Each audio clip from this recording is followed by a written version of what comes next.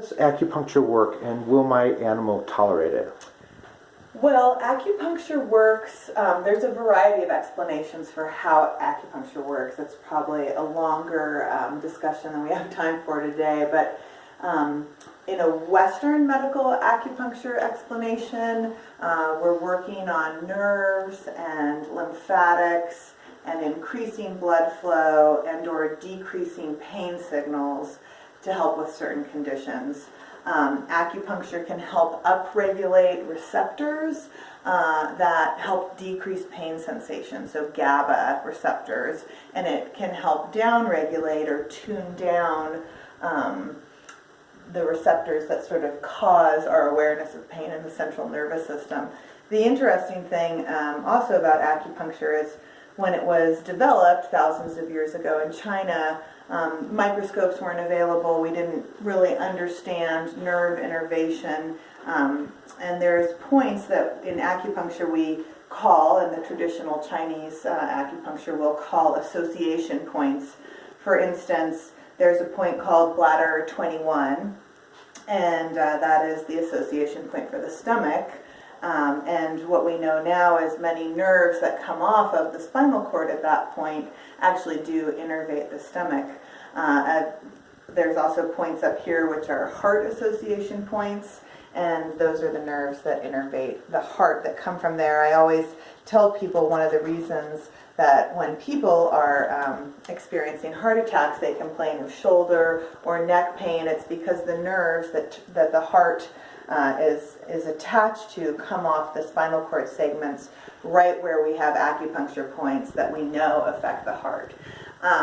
In the Chinese tradition, we talk about qi or energy and working on opening stagnation or clearing areas of stagnation and or tonifying areas that are deficient. Say you have an old animal with kidney disease, we would maybe use points to bring qi or energy to the kidneys here at bladder 23, which is the association point for the kidneys. It's a lifelong lesson for me in using acupuncture, so that's sort of a brief overview. On to your next question about if your pet will tolerate it. That's a question I get very frequently. This dog here, Tula, is a 5-year-old dog. She's had needles before, and she's been very good about it, but I will place one today so you can sort of see how she tolerates them. If a dog is very fearful or overly excited, I might use a treat, such as this frozen organic baby food. I'll have the owner hold this while I'm placing needles, and I'll do that right now so you can see how that works. Hold on, Tula. Let me get a needle for you.